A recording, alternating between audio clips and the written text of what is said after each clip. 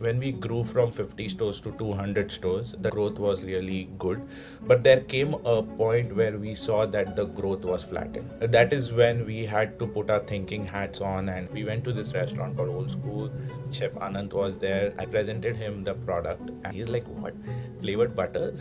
This is something that we do in house. And this is not something he expected as a food service offering." I told him the uses, the versatile nature of our butter, and he gave it a try and he went bonkers. He introduced our herb and garlic butter onto local television channels, and till date, he is ordering. I always just tell people you just gotta soak it up.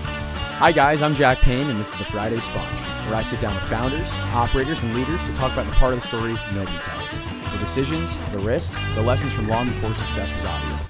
Real stories, real business. Let's get into it. You mentioned you live in Toronto, right? But Yes. tell me a little bit about kind of, your story prior to even creating Whipd. Like, where are you from originally? Where'd you grow up? What'd you do before all of this? I come from a city called Mumbai in India, and I grew up there for the past 30 years. And after that, we got an opportunity to come to Canada as permanent residents. This was right during the pandemic in August 2020 when we took this decision. So I am a hospitality management graduate, worked in a couple of hotels for like 2 years after passing the course, did my MBA from Mumbai, which really helped me to, kind of look at business at a very different scale, at a very different angle. Really wanted to try something on my own. My first gig was my fiance, who is now my wife. Nice. We opened our first dental clinic. She's a dentist from back home, so we started in 2014. Really wanted to try something on my own. Back in India, what happens is, people are really afraid to go to a new dentist, right? They are used to having their old dentist, their family, then their kids, their granddaughters, everyone goes to the same dentist. So if a new dentist comes, now what are the challenges? First and foremost is getting the trust of the people, right? So how do we do that? I used to do door-to-door marketing. Believe me or not, people used to think that I'm a dentist.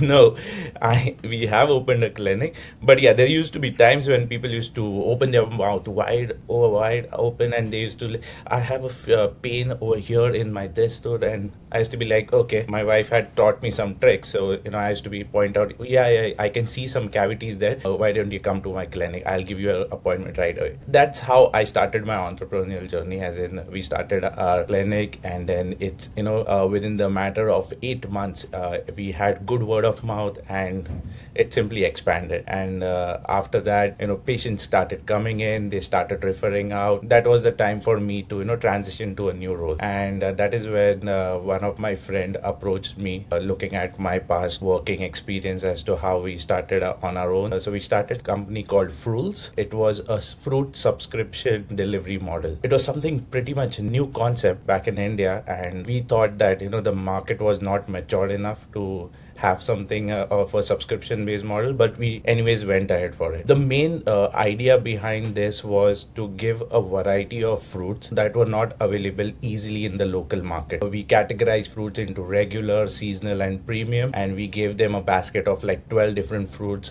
coming in their doorstep every day, 6 days a week, and absolutely fresh, directly from the farms, directly from the market. People really loved it, but it was like, since we had to give good quality and at a better price, we had to burn a lot of cash. We had to burn a lot of cash on our marketing, getting the app developed, and all the back end things that usually you don't see when you start a business, but they come in as and when time passes. So we started that. We went on to talk to so many investors, but what happened was, during that time, everybody was behind tech, so it was very difficult to convince them to invest in us, and unfortunately we had to give up on that idea. We ran that business for like 2 years, 2 years, and then we moved on. That time I got an opportunity to work with a corporate, gave my 5 years over there, and again it was in the fruit industry. So that was before Whipd and in India. That's amazing. That's amazing. And there's a couple things I want to double tap on. So you mentioned door-to-door sales, right?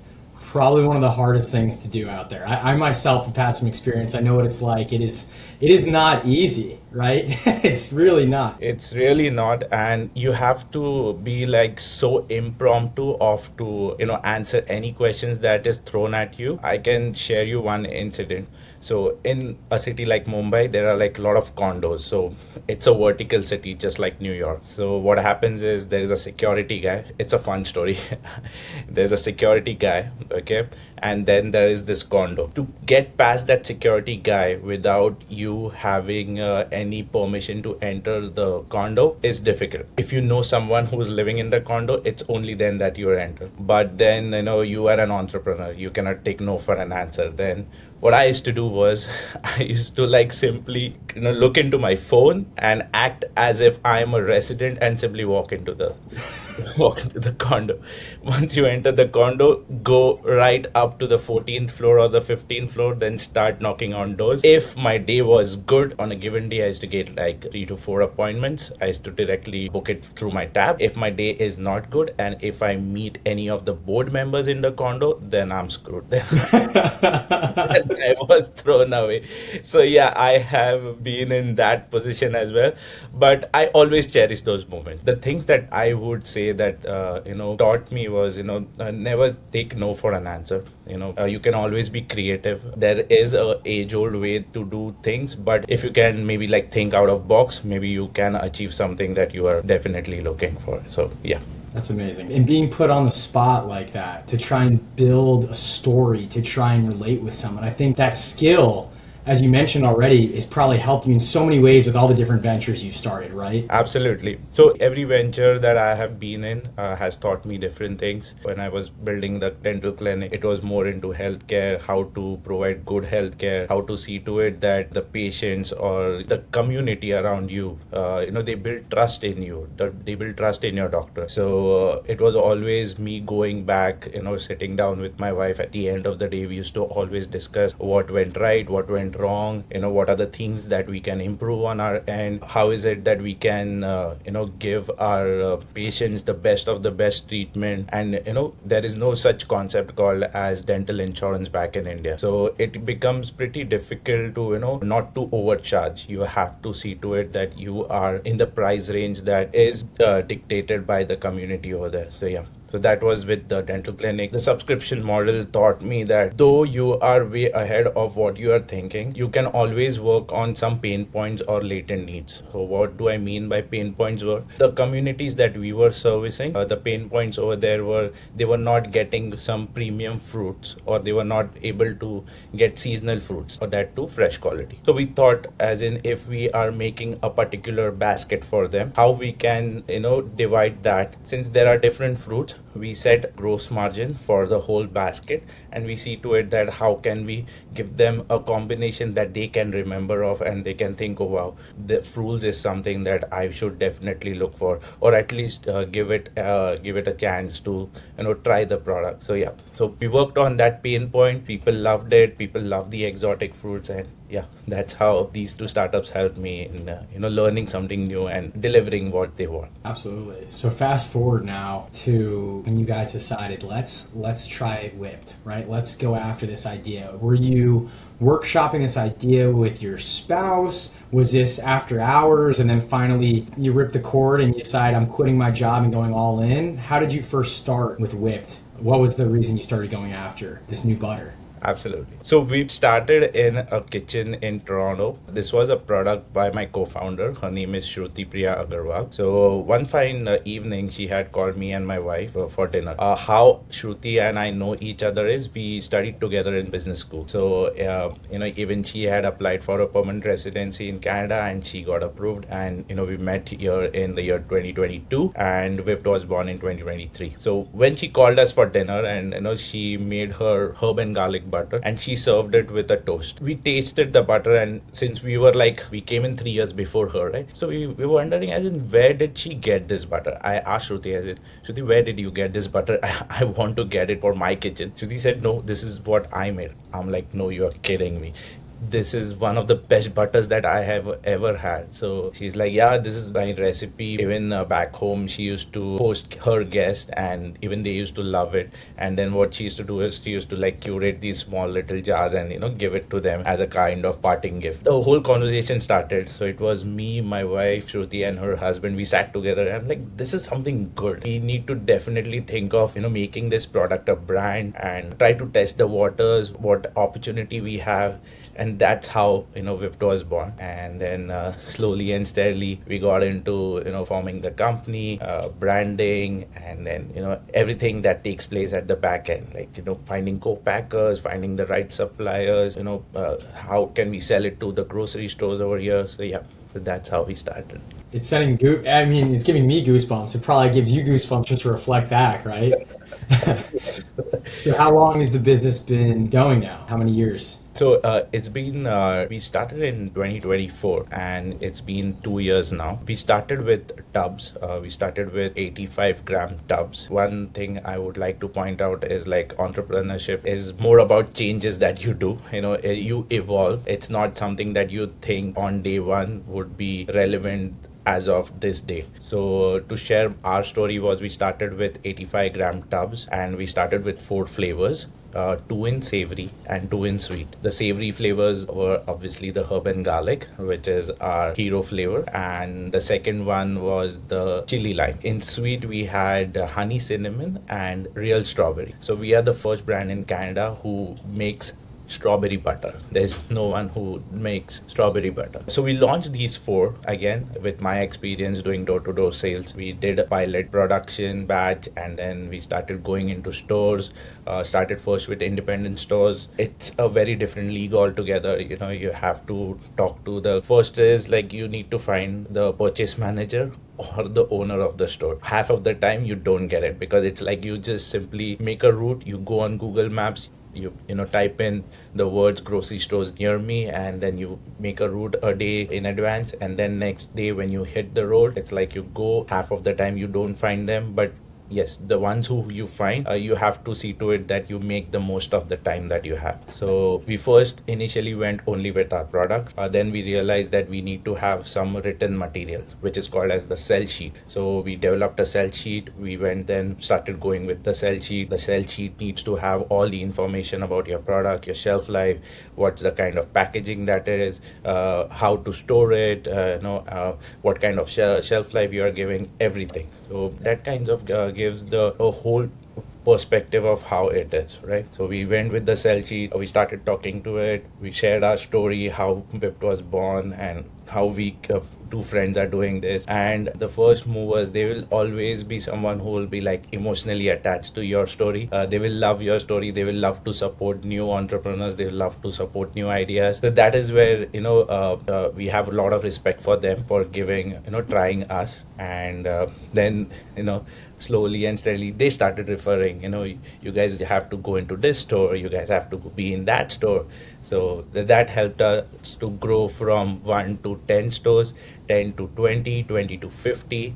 And when we hit that 50 store mark, that is when we had brokers in our business. They also liked the product, and the brokers then bought in distributors who are tree of life for us in Canada. That is unbelievable. I mean, the full circle story, right? I mean, everything from your experience of being able to knock door to door, right? Because maybe you're not literally knocking doors, but the fact that it's boots on the ground, you're walking into these stores. Hi, can I speak to the manager about what? About my butter? Can we? And they're like, we already have a whole aisle of butters, man. And it's like, no, this one's different, right? So it's like building that on the fly.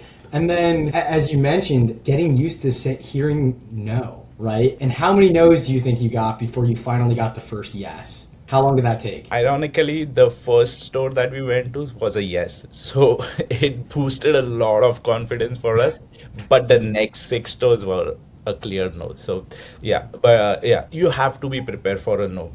You For an entrepreneur, you have to understand that your product is not for a mass market, or your product is not meant to be all the shelves that are there available at superstore. You need to know your customers, you need to know your consumers. The most important thing is consumers, because your consumers will be someone, there would be some kind of target personas that you have in mind, right? So this is a herb and garlic butter that I'm selling. Who would be using this butter? Why would they use this butter? And at what price point would they use this butter, right? So since it's a flavored butter, it will always be priced higher than the regular butter that you get in the market. So you have to be very much aware of these questions and be very much aware of these facts as to when you sell or when you are knocking on the doors of any grocery store. You cannot go to a convenience store and expect them to keep your product, right? It is not. Again, if even if they keep the product, it will go stale, or it will not get sold, then it will come back to you. So you have to be aware of these facts when you do this kind of an exercise. And we as a team, me and Shruti, we really sat down after visiting these customers. Why were they saying no?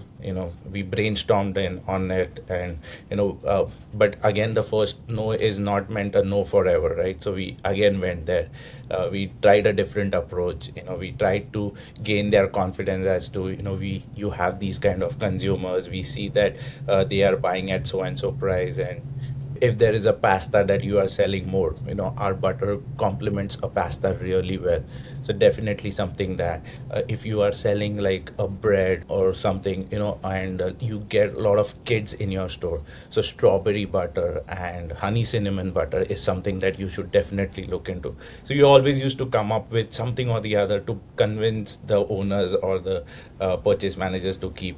So we used to try to convert those no's to a yes, but we had to put in a lot of efforts too. It sounds like a lot of it is trial and error, right? This is, even though you went to business school, you obviously have the background, you have the academics to back it, you have the experience in the food world. But even with all of that, it's a great foundation. But to your point, a lot of it's just trial and error. It's something you can't read in a case study. It's not necessarily something you can find studying for your next big exam, right? It's something just through real life experience, and there's no other way than being comfortable with trying things, failing, and then pivoting. Yes. Right now you made a point of pivoting, right? So that's where we would like to share our story where we pivoted. When we grew from 50 stores to 200 stores, the trajectory of growth was like really good. We saw that people are accepting our product, but there came a point where we saw that the growth was flattened. It came to a stagnant.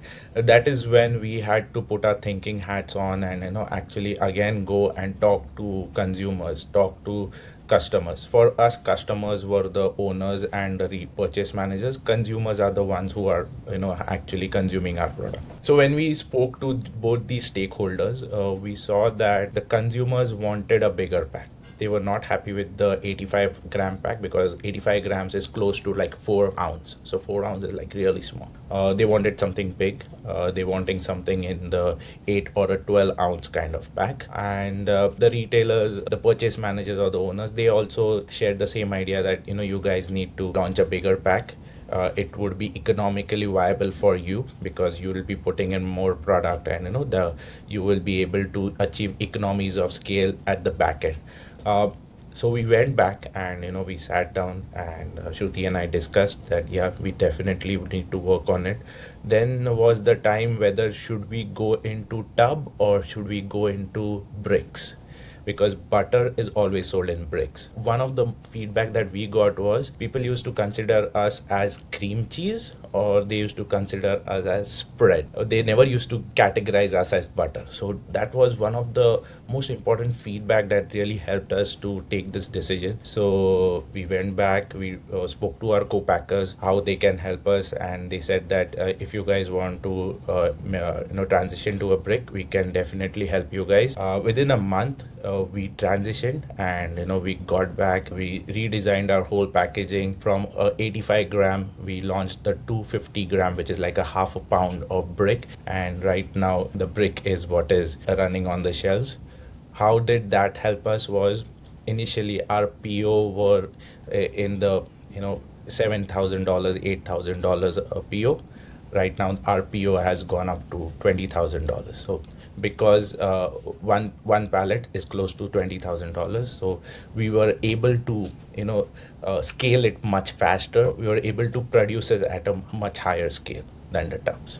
That's amazing. And when you start thinking about economies of scale, right? Because that's really what differentiates you from just being a local, farmers market type brand. This is really where you're playing with the big dogs. How can you achieve economies of scale, without sacrificing the integrity of the product? Like, how do you make sure that you still have it coming out the way that you want it to? The taste is still there, the design, the logo, all of it. Like, how do you maintain that as you continue to grow? So for us, economies of scale, which meant we had to focus a lot on our back end. When I say back end, it is mostly our suppliers. Flavored butter is something which is wherein you have your own set of formula. You mix those ingredients together, and then you mix it with the butter to make the whole butter. So to get that economies of scale, we had to bump up our production from the 50 kg batch that we used to do to a 500 kilo or 1,000 pound batch, right?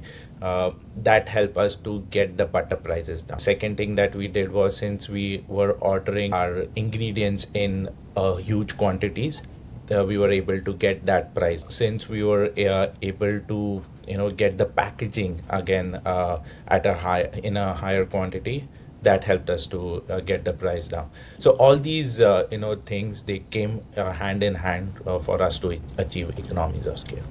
Obviously, how could you not be proud of it? But when you got to 50 stores, do you feel like that was the pinnacle for you? Did you think that, okay, this is finally not it's not just a dream anymore, it's not just a dinner conversation, this is a real business? Or was there another experience that you had where you started to think, wow, we actually can do this? When we first initially went door to door, knocking on the independent grocery retail stores, we really didn't thought of it that we'll be achieving 50 stores in a matter of 6 months. So we were still hoping to our initial thoughts were to get a set of say 20 to 25 customers, sell to them, talk to them, get the feedback. But to even get 20 to 25 customers, you had to go and talk to 125 prospects, right? But then those 125 prospects got converted into 50. So that was something that we really didn't expect. But it really helped us to gain confidence in our product. We saw that there is a demand. We saw that there is a need for category creation, because flavored butter here in Canada is not that big of a category. There are a very handful of brands who are there in mainstream market. And then again, the kind of product that we bring to the market, it's absolutely clean, no preservative, no added color, and it's like using a mix of fresh and dry ingredients. So our herb and garlic butter, for example, it uses all the natural herbs that you will see on the ingredient list, along with garlic, which is like freshly minced garlic. That is the kind of offering that we were offering. And right now there is a trend of eating natural food and less processed food. So that really helped us, as in connect with our consumers, connect with mothers who would like to give their kids. Imagine someone spreading a mayonnaise on your toast versus someone spreading a herb and garlic butter or a chili lime butter. So that really helped build confidence in our consumers, and that's what is helping us to grow from 50 to more stores. That's really great. I gotta say, so when I first connected with you, one of the things that stood out to me, which must have made you guys pretty excited, and I know you're very modest about it, but I think you guys are taking over Canada, and I don't know when it's coming to the States, but you please need to tell me, because I will be one of the first buyers. Thank you so much. Thank you. But I saw on your LinkedIn, because you're pretty active on LinkedIn, you had this amazing clip of you guys not just anywhere, but on the local television, right? Just to clarify that, it's not us that who are there on the television. It's one of our customers. Okay. Okay, so they go by a brand name called Old School. So Old School is a local restaurant. They are doing a CSR activity wherein they are giving back to the community by just providing breakfast at $5. They were looking at, so much of inflation all around the place. People could not afford. They were losing in customers, so they wanted to give back to the community, saying that we can do $5 breakfast. So one of the chefs over there, Chef Anand Kulkarni. So again, we went like we were also thinking of going to the restaurants. Why not? Let's see, let's try our luck here. That is how we quoted that thing. So we went to this restaurant called Old School. Chef Anand was there. Luckily, I met him. I presented him the product, and he was like, he went bonkers. He's like, "What? Flavored butter? This is something that we do in house, and this is not something that he saw that can be expected as a food service offering." So I told him the uses, the versatile nature of our butter. You can use it to flavor your soups, your pastas, maybe sandwiches, and he gave it a try, and he introduced our herb and garlic butter in one of his entrees, and till date he is ordering, and we are also supporting him, and we tell him that whatever support you can will help you. And it feels good to see some known people coming on to local television channels and getting interviewed. So that's what the post was all about.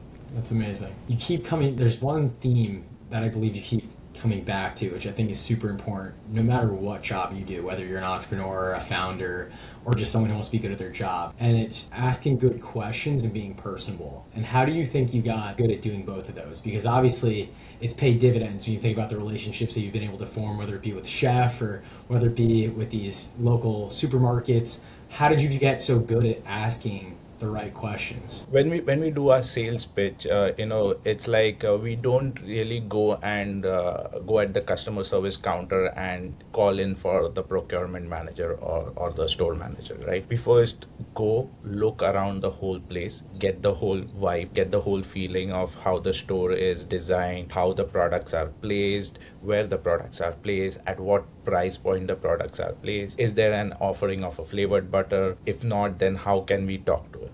So these are the points that within the first 5 minutes of our visit, try to note them down in our mind, and try to pitch. And then there is the pitch that we talk about. How it helps us is you try to then connect according to what the store is selling. As in, you are not talking A and the store manager is not on Z, right? So there is not a huge gap. You try to make sure that the gap is less between what you are talking about and what the store manager expects. So yeah, that's something what we do. And I think that when people think about sales, right, they always think about like nothing against my car salesman, because I have some friends that are car salesmen, but I think everyone thinks about it that way, right? It's that you're trying to get away with something, you're trying to force something, when in reality it's a lot of just trying to problem solve and figure out how what you have to offer is the right solution for them. Yeah. So one of the biggest things that we have learned doing this is discount will not sell your product.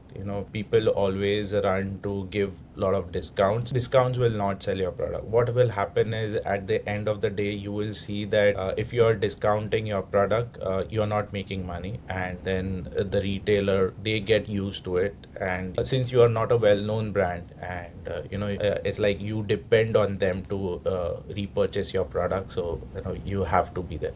So one of the strongest point that we do is we not try not to sell on price, but to sell on the product. Try to say that, like you mentioned, right? Even in the car industry, Toyotas and Hondas, they never offer a discount. Whereas if you go and buy a Chevy, you'll get good discounts over there, because these two brands, they pride on their product. They know that their product is a capable product. They know that once you buy a Toyota, you don't need to visit a service center again and again. It's so refined. So that is what we also try to talk about.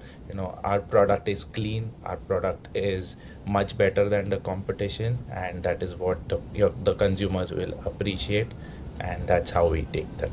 That's great. Now, working with a partner, right? So you've worked with many partners. You obviously live with your wife, who is your first business partner, which is awesome. then you expand upon that. And now you're not only just working with your spouse, but you're working with a friend, which is great. What are some things people should know about going into partnerships with friends? And what are some ways that maybe you found are the best way to delegate responsibilities? Like maybe you have one area of expertise, they have another one, but how do you clearly define your roles and responsibilities as a team? It is generally not advisable to go into partnership with friends, but I can say that there are pros and cons for that kind of a relationship. The pros are your friend knows you very well. He or she knows you, how you are as a person, how dedicated you are. She knows your life's background, what are the kind of hardships that you have gone through, what is the kind of support that you can expect. Those are the pros. The cons are that sometimes you over expect, and then as a friend what happens is then you come into that kind of a picture as in no, we should not do that, or no, let her take care of it, or let him take care of it. But what my suggestion to everyone who's listening is you have to plan out everything much well in advance, and you have to talk to him or her very clearly, absolutely clearly, as in saying that these are the kind of responsibilities that I will handle.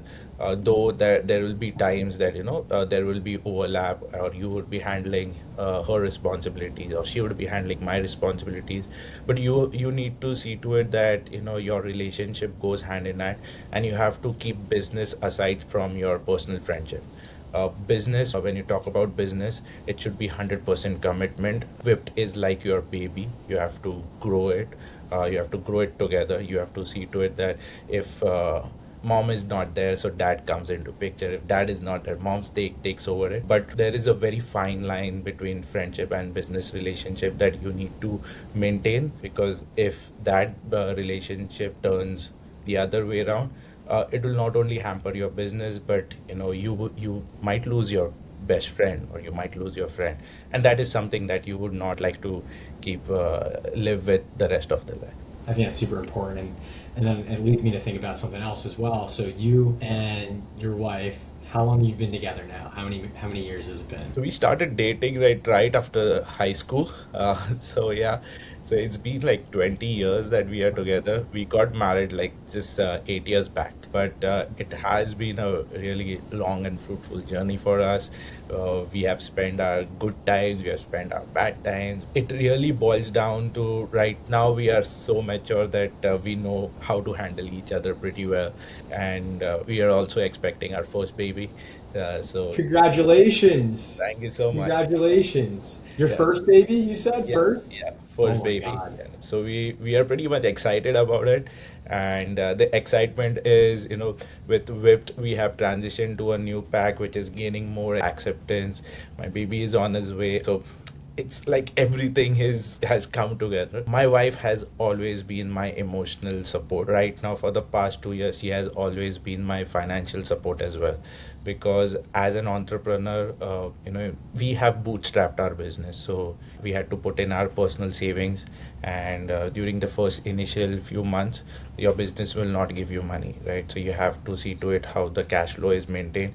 And being in North America, it's not easy to live without a day's income. So my wife, she is supporting me in that aspect, and I'm very lucky to have her. I mean, to have a supportive partner like that is beautiful. And I think it's obviously it says a lot about the relationship you guys have fostered over the years, as you mentioned. I mean, this isn't something that just happens magically. It's something that takes time. And I guess with this new chapter, you guys have a little one on the way. You're going to be a dad. Both of you are obviously hard workers. I mean, based on the background you shared, it doesn't sound like either of you really like to really take the foot off the pedal. How have you found, or what are some ways that you're trying to get better with maybe separating work and the time you put forward, so that you can also continue to do the things with your family and your friends while also building a business? Because I find that a lot of founders I speak to and a lot of business owners that I work with, it's always on the top of their mind, me included, right? Yeah. You're always thinking about what's the next marketing strategy, what's the next store we're getting into. You're having dinner, you're talking to your spouse about the sales pitch for the next big store, right? But have you found any way that either of you have been successful in really separating the two, or being able to kind of turn off one side of the brain to be able to focus on the other side? When the business is new, you always be like 24/7 behind your business. And this is a very beautiful thing between me and my business partner. We always take out time for our family. I think this is like the fast and furious kind of thing, family first, right? So, Yeah. yeah, so we always try to get some time off for our family. It's not on the weekends, but yeah, we do try to find time during the weekdays. Why not on the weekends is mostly our weekends are they are booked for like sampling events. We go to farmers market, we have to go in store sampling. So mostly I and Shruti, we are there every Saturday, Sunday. We are there in some of the other stores sampling our products. But weekday is where we try to find some time, and in the evening I and my wife, we cook together. So that is when we discuss the whole day. She's right now an office manager here at two of her dental clinics. So she tells me about her day, and since I know about dentistry, so I put in my inputs. Then I share about my day, and it's kind of an exciting thing every day because we have like new stories to share. So we don't get bored of each other. It's always something new that we are sharing. And again, when we go sit on the dinner table, it's like we try to watch one series together. That is like recently we just binge watched Bridgerton. So and I couldn't say no, so I had to sit with her, and we saw Bridgerton. Yeah, so you have to balance both the aspects of your life, and that is where you are satisfied, you are happy, you are fresh the next day, and you can take on the challenges that come your way. So Akshay, if you could look back 2 years and go back in time to you when you were just starting this, what is one of the things that you wish you could tell yourself before you started? One thing that I would tell myself before I started was entrepreneurship is going to be a slow journey. It's not going to be fast. You may see on Instagram and TikTok that people achieve success overnight. That doesn't come there. You always have to have patience. You always need to do your homework well. Just be ready for a slow part of your entrepreneur journey, because when we started, we were like, I and Shruti working together, everything was, all the boxes were ticked. Okay, let's do this. But when it comes to getting a decision from your stakeholders, it takes time. When it comes to getting a yes from a retailer, it takes time. So as of date, we are in our product is in Whole Foods Canada. So it was something that was not overnight. So we had to put in a lot of efforts. It was to and fro with our distributors, to and fro with our brokers, to and fro with the category manager at Whole Foods. So one thing again that I would like to remind myself if I'm starting, patience. So you need to have patience. Yeah. Yeah, it's super important. I for one, am someone that definitely needs to strengthen that particular characteristic. Really dig in and understand how to appreciate patience and understand that a lot of things happen for a reason, right? You just have to give it time. Yes, absolutely, absolutely. So we're 2 years in. Where do you see the company going, or what are some goals for the company in the next 2 to 5 years? So, in the next 2 to 5 years, our goal is to be in at least five major banners here in Canada. When I say major banners, they are Metro, Sobeys, Loblaws, Walmart, and our biggest.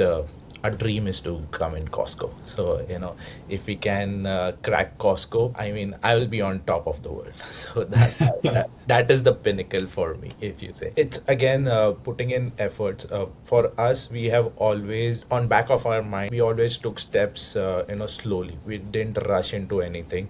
Even while talking to suppliers, we didn't say yes to the first offer. We spoke to like two or three, got the best offers on our table, and then we negotiated, and then we went ahead. Again, when you go and see listing of stores, we did not take the first offer for them. We always went to and fro, because we are always taught that there is no harm in asking questions, there is no harm in negotiating, because some people, they get scared, and when they see, oh my god, Metro is coming on board, they have like 350 stores. Look at the numbers, try to find out how you will be a better match for them, how you can sell your product better over there. So we always, try to take one step at a time, not to skip on like different steps, just take one step at a time and climb your ladder. My last question for you. This is one of my favorites. I thought about this a while ago. I forget where I got it from. I can't say it's an original. But when you think about being an entrepreneur, the success you have as an entrepreneur, how much would you attribute that to luck? And how much of that would you attribute to hard work? Oh, wow, it's really a difficult question. Put it in words, both play a very different role. For us, if you ask me, our luckiest day was the day when we pitched to our first retailer and she right away said yes. So it was luck for us, right? But then the other six of them said no. So that was hard work. So luck can play an important role, but you never should negate the hard work, because luck can play an important role only once in the entire journey. But it's your hard work, when you work hard towards it, when you work smartly towards it, when you have all your processes in place, that is something that I would say really will be a bigger picture for you, and that will really teach you everything that you need to know, rather than just being lucky. I'm sorry, I wasn't able to put that in better words, but this is That was perfect. No, that was perfect. I can't agree with you more. I think that it's always a combination, right? If you're not putting in the hard work, then you're never really going to strike gold. You can occasionally get lucky, but you yes, can't consistently get lucky without putting in the hard work first. absolutely. You read my mind right pretty well. Yeah. All right, I did fib before. I did have one more question. How much does a company do presently in ARR? Like, what's the current revenue? I don't want to put in the numbers right now, because we are at a very low revenue that we are expecting, but we tend to grow our business to three folds in this year, crossing nearly $300,000. So that is what the kind of revenue that we are expecting. That's great. And forgive me for not knowing, or maybe this is a complex question, but I'm serious when I say I need you in the United States. I want to try this butter. How hard is it, even if you're just the neighbor to the north, how hard is it to find yourself on a shelf in the US? Is it just something to do with FD? Like, what are the approvals that you need in order to do that? And is that even something that you're interested in doing? We would like to come to the US, but given the political scenario between the US and Canada right now, it is not the greatest of the idea to manufacture our product in Canada and come to the US. Maybe down the line we find a co-packer in the US who's ready to manufacture our product, and then maybe we can start with the northeastern part of US. We have like great cities like New York, New Jersey, Philadelphia, Pittsburgh, Washington, that stretch. And again, the dairy industry is quite supportive over there. We have looked into states like Cleveland, Ohio, Michigan. They are like good dairy producing states, and they also have co-packers. So something down the line, yes, we'll definitely love to come there. But as of now, because of the cross-border trade, which has taken a huge hit for Canadians, so it's becoming difficult to manufacture here and then transport the product to US. Sure. All right, so it sounds like I'm just going to have to come to the Great White North and smuggle some across the border, is what I'm hearing. You just you just let me know your address and I'll drop ship my Okay, that sounds like a deal. That sounds like a deal. address. Well, Akshay, co-founder of Whipd, man, I can't thank you enough. This has been a lot of fun. Thank you for your time. Thank you so much, Jack, for having me, and best of luck for your future endeavors. I hope you get success doing these podcasts. Bring in entrepreneurs. I think you are doing a really great job asking us questions about our life, our whole journey. We also like to share our story. Maybe someone gets inspired by it, and they really take their entrepreneurial step. That's the goal, man. That really is. And that's why I love doing it. I've grown up listening to a ton of these types of podcasts. And so I don't know if you've ever heard of this, but my grandma, she says I have the gift of gab, which in Irish just means I talk too much. So I figured that this would be a great way for me to do one of my favorite things, which is hear a good story, talk to entrepreneurs, and hopefully use my gift of gab to do exactly like you said, inspire others. Because I think right now everyone's getting really scared of AI and the job markets and all that. But in reality, I think this is going to be one of the greatest times to live in, especially for those who want to think like an entrepreneur and want to really take a hold of their journey and really utilize everything, all the tools, experience, knowledge, people to build their destiny. And there's no better way to do it than talking to people who are already in there, boots on the ground, finding success, struggling, pivoting, and making it all happen. So I've had a lot of fun. This is great, man. Thank you so much. Absolutely. It was my pleasure. Thank you so much.